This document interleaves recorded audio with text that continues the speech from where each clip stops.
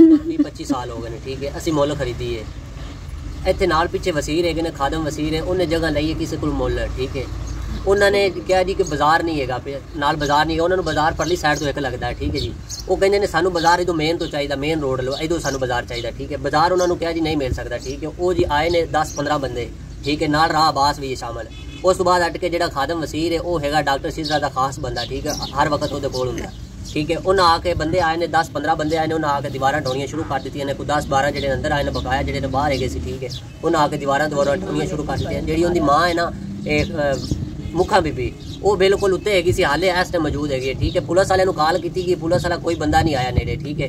बाद चाहे ने एक दो अगे मुलजम जा रहे हैं, पीछे पीछे पुलिस टुरी जा रही है अरमान। 15 बंदे जी आए ने जो साडे घर बड़े ने, साडे द्वारा दुरार च गेल गए ने। 20-25 साल सानू इत्थे बैठे हो गया जी, ते साडे ने ज्यादती हो रही, वसीर ने जो कब्जा करदे ने साडे आते ते, साडे घर दे विच, साडे घर दे साडियां जवान बचियां ने, ते उन्हें सानू बेपरद कीता इन्ने,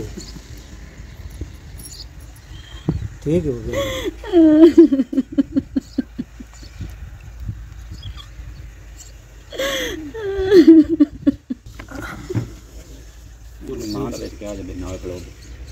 हाँ जी 20 साल हो गए सानू इस जगह च आए मां दी, ते 10-12-15 बंदे है ने, ते साडे घर दे विच आ गए ने, ते बच्चियां मेरियां अत्ती पए ने, ते मेरे भी पए ने, ते कदा कुदा भी डाह दित्तियां इन्ने।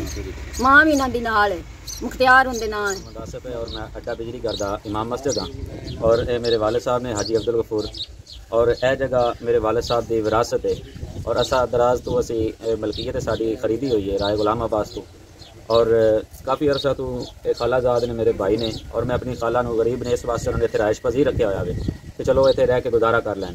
लेकिन इतने असर असरू रखने वाले वसीर ने खादम हुसैन वसीर, खालिद हुसैन वसीर, गुलाम हैदर वसीर, और इन्होंने तीनों भाइयों ने मिल के आके कब्जा करने की कोशिश की है, और ये दीवार गिराई है, पर्दा खवातीन बेपर्दगी का मुजाहरा किया है, और घर के अंदर कोई भी मर्द मौजूद नहीं सी, बल्कि मैं उस तो आया वहाँ, लेकिन मैं उन्होंने रोकने की कोशिश की है, राय साहबान ने तो उन्होंने भी रोकने की कोशिश की है, लेकिन उन्होंने नाल वालदा आई, उन्होंने कहा तुसीं अगे आओ, यानी कि बदतमीजी करने की कोशिश की, गाली गलोच कढ़िया, इस तरीके यानी कि लड़ाई झगड़ा कर, और गुलाम हैदर तजाम जो लड़का है खालिद हुसैन, बल्कि वो इट मारन तक मिल गया है, और काफ़ी बदतमीजी बहुत ज़्यादा की है, और लोगों ने फिर रोकया कि इमाम मस्जिद लिहाजा बदतमीजी ना की जाए। लिहाजा मैं आला हुकाम के इदारे तक अपील करना कि साडी दादरसी की जाए, सानू साडा इंसाफ दिता जाए, और साडी जगह पर कब्जा करना चाहते हैं, और उन्होंने बहुत ज़्यादा सियासी असर और रसूख उन्होंने पिछे वे पुछ पनाही हासिल वे।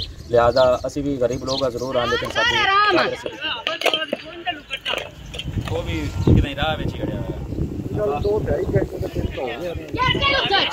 तू चुप कर, मैनू मारना नहीं, मार लैन, गल खत्म।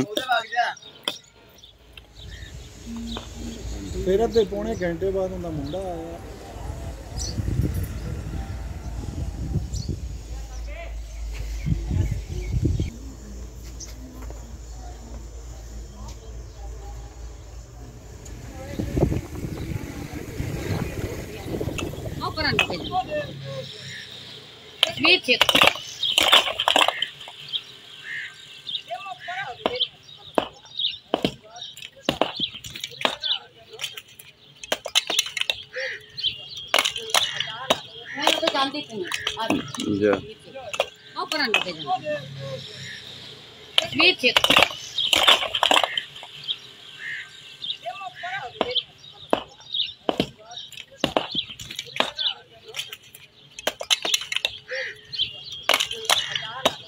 जानती थी।